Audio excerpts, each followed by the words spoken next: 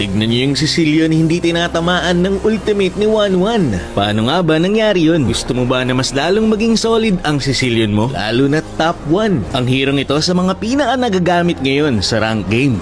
Isa sa mga paraan para mas lalong lumakas ang Sicilian mo ay samahan mo ito ng Carmilla. Una sa lahat, double stun si Carmilla kapag may Sicilian. Tignan nyo ng mabuti. Inistun ko dito yung Granger. Cooldown na yung skill ko. Pero kukunin ako ni Sicilian. Paglabas ko, may stun ulit ako. Kaya solid yung crowd control na kayang ibigay ng dalawang ito. Nagko-cooldown kasi ang iyong skill 1 at skill 2 kapag kinuha ka ni Sicilian. Kaya magiging doble yung stun. Tapos meron ka pang petrify at ultimate. Mahirapan ng makakilos ang kalaban. Dahil sa stun, tapos immobilize, petrify, tapos stun ulit. Kapag hinahabol ko yung kalaban, inuuna ko munang i-stun. Tapos sabay ultimate. At saka naman ako kukunin ni Sicilian.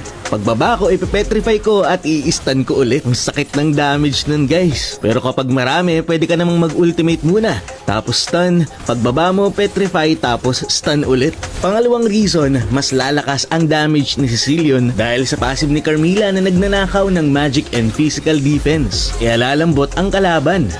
Kahit nga close range fight ay kaya nyong ipanalo. Basta nagawa nyo ng tama ang combo. Kasi mahihirapan makagalaw ang kalaban dyan. Pangatlong reason dahil mas magkakaroon ng survivability. Kapag kasi kinuha ni Sicilian si Carmilla, magkakaroon sila ng shield. At hindi lang yan. Kaya ding iligtas ni Sicilian si Carmilla sa iba't ibang uri ng crowd control.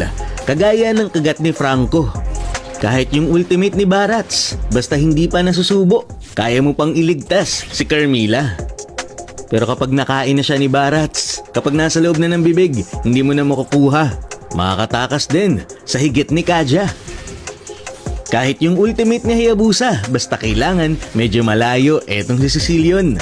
Pag kasi magkalapit yung Sicilian at Carmilla at nag-ultimate si Hayabusa, lilipat lang kay Sicilian ang ultimate ni Haya. Pwede mo ring ipang bait ng skill. Ang special skill ng dalawang ito, kapag nag-ultimate si 1-1 tapos kinuha mo si Carmilla, hindi ka makakatanggap ng damage.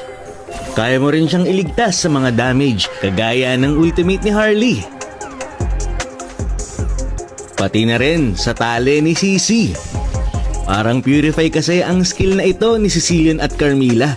Kahit yung stacks at ultimate ni Sylvana ay nawawala kapag kinuha ka ni Sicilian. Ang tanging makakapagpahiwalay lang sa inyo ay ang ultimate ni Yin. Ako na nagsasabi sa inyo, mas madaling mag-Sicilian kapag meron kang taga-front at taga-crowd control ng kalaban. Ito bonus information kapag nakasakay